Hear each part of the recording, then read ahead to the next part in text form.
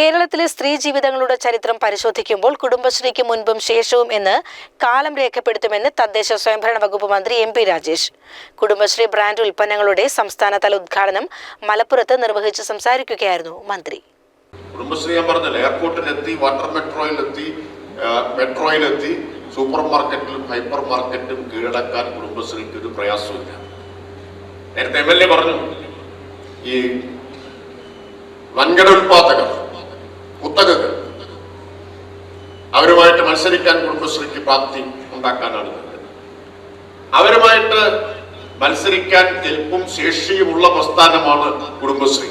എന്താ കാരണം? അവർക്ക് വലിയ മൂലധന പിൻബലമുണ്ടാവും. പക്ഷെ അവർക്കില്ലാത്തൊന്ന് കുടുംബശ്രീക്കുണ്ട്.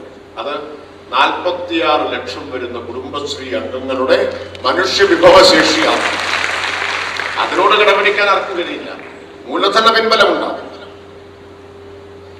അത് വെച്ച് നമുക്ക് കുടുംബശ്രീയുടെ ഉൽപ്പന്നങ്ങൾ ഓൺലൈൻ പ്ലാറ്റ്ഫോം, ഇപ്പൊ തന്നെ കുടുംബശ്രീക്ക് ഓൺലൈൻ പ്ലാറ്റ്ഫോം ഉണ്ട്. ഓൺലൈൻ പ്ലാറ്റ്ഫോമുകൾ വഴി സൂപ്പർ മാർക്കറ്റുകൾ, ഹൈപ്പർ മാർക്കറ്റുകളിലേക്കെല്ലാം എത്താൻ കഴിയണം. ലോകത്തിന് തന്നെ മാതൃകയാക്കാവുന്ന തരത്തിലാണ് കുടുംബശ്രീയുടെ പ്രവർത്തനങ്ങൾ മുന്നോട്ടു പോകുന്നത്. ആളുകൾ അർപ്പിച്ച വിശ്വാസവും 46 ലക്ഷത്തോളം വരുന്ന മനുഷ്യവിഭവശേഷിയുമാണ് കുടുംബശ്രീയുടെ പിൻബലമെന്നും പുതിയ കുതിപ്പിനാണ് ഈ വർഷം കുടുംബശ്രീ തുടക്കമിടുന്നതെന്നും മന്ത്രി കൂട്ടിച്ചേർത്തു. മലപ്പുറം റോസ് ലോഞ്ച് ഓഡിറ്റോറിയത്തിൽ നടന്ന പരിപാടിയിൽ പി ഉബൈദുള്ള MLA അധ്യക്ഷത വഹിച്ചു. കുടുംബശ്രീ എക്സിക്യൂട്ടീവ് ഡയറക്ടർ ജാഫർ മാലിക് പദ്ധതി വിശദീകരണം നടത്തി. ജില്ലാ കളക്ടർ VR വിനോദ് മുഖ്യാതിഥിയായിരുന്നു. CCN മലപ്പുറം.